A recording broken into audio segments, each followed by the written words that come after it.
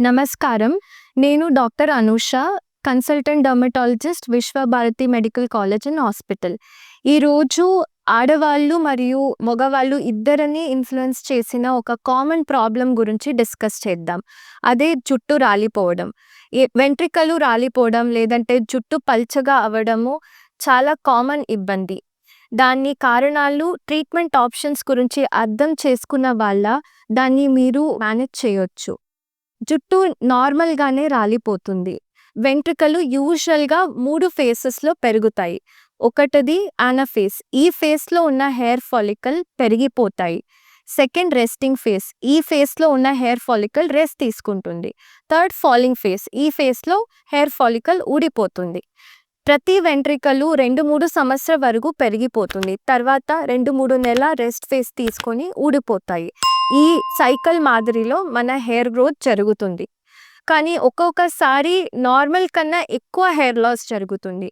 అసలు normal hair loss అంటే ఏంటి?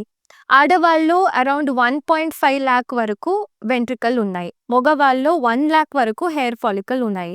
ఇందులో 100 లేదంటే 150 వరకు ప్రతిరోజు వెంట్రుకలు ఊడిపోవడం నార్మలే. దీనికన్నా ఎక్కువ హెయిర్ లాస్ ఉన్నప్పుడు మాత్రమే దానికి టీలోజన్ ఎఫ్లూవియం అని చెప్తాము.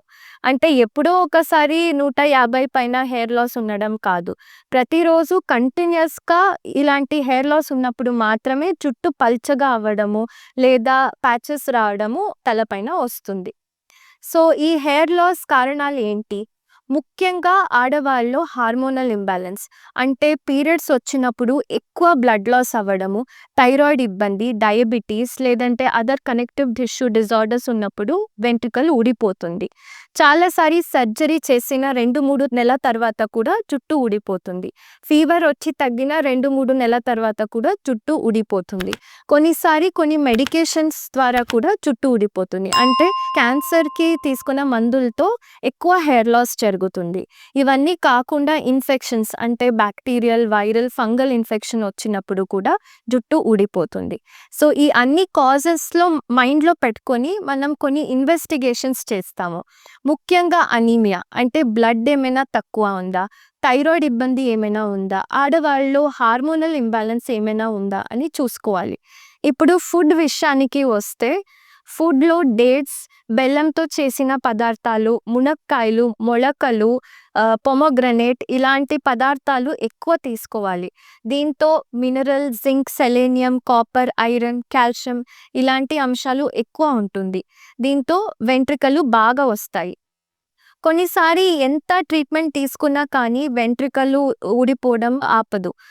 బాల్డ్ ప్యాచెస్ వస్తుంది. దీనికి ప్యాటర్న్డ్ హెయిర్ లాస్ అని చెప్తాము. ఇది జన్యుపరంగా వచ్చిన వ్యాధి. ఆడవాళ్ళలో అయితే మేల్ హార్మోన్స్ ఎక్కువ ఉన్న వాళ్ళ మేల్ ప్యాటర్న్ బాల్డ్‌నెస్ వస్తుంది. అంటే తలపైన ముందు భాగంలో మరియు మధ్య భాగంలో జుట్టు పల్చగా అయిపోతుంది.